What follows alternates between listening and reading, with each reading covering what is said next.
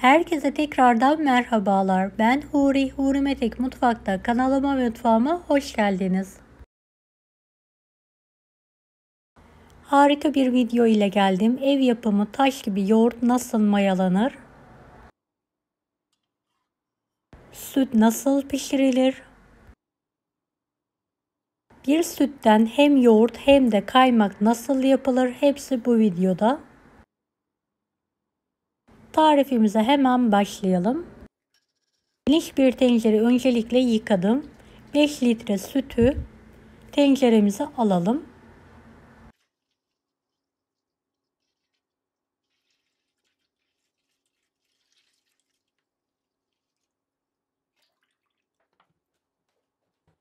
Ve sütümüzü ocağın üzerine alalım.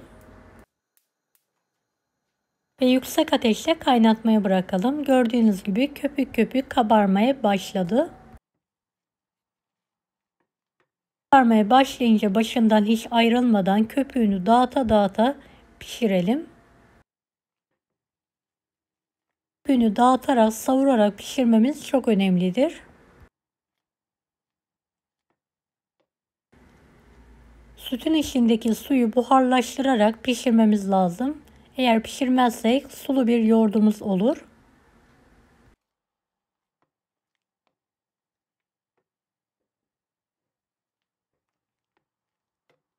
Sabırla başından ayrılmadan pişirme işlemine devam ediyorum.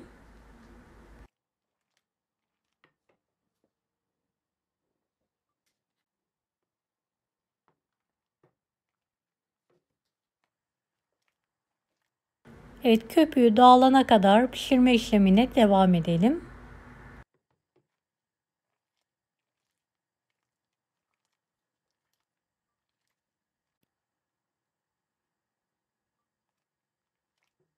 Videomu izlerken buraya kadar geldiyseniz yorum kısmına herhangi bir emoji bırakırsanız bana destek olmak için sevinirim.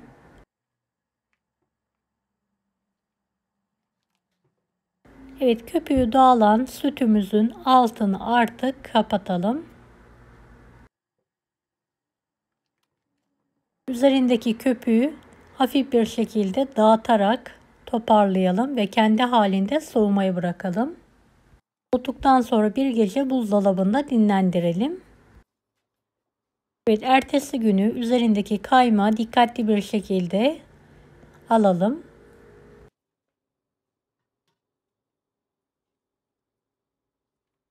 Gördüğünüz gibi bir parmak kalınlığında muhteşem bir kaymak oluştu. Geniş bir kabın içine alarak kaymağımı buzdolabında muhafaza edeceğim. İsterseniz kahvaltılarda, isterseniz de tariflerde kullanabileceğiniz güzel bir kaymak elde ettik. Kaymağı aldıktan sonra bir miktar da sütünden içine alarak bırakıyorum.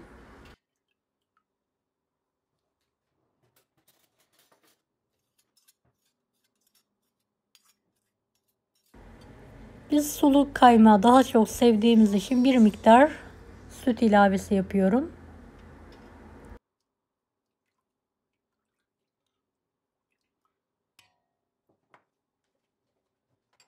Evet, kaymağım artık yemeğe hazır. Sütü ocağın üzerine alarak yoğurt mayalama ısısına gelene kadar ısıtmaya bırakıyorum.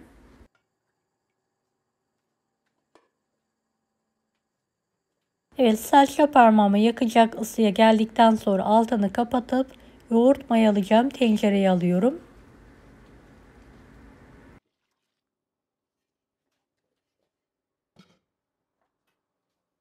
Yarım kase yoğurdum var. Sütten bir miktar içine alarak karıştırıyorum. Yoğurdumu iyice çırparak sulandırıyorum. Sütün içine ilave ediyorum. Karıştırarak kapağını kapatıyorum.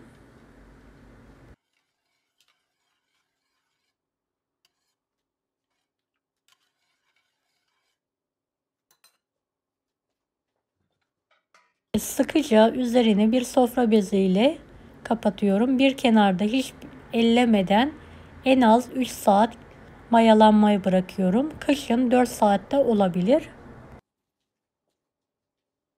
Evet, 3 saat sonra kontrol ediyorum.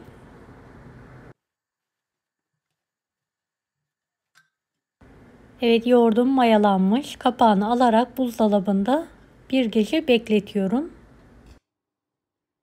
Evet, ertesi gün yoğurdum muhteşem bir şekilde mayalandı. Gördüğünüz gibi taş gibi.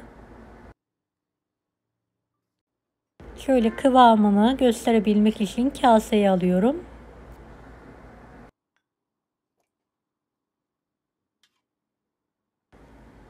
Evet, ev yapımı mis gibi yoğurt tarifi verdim.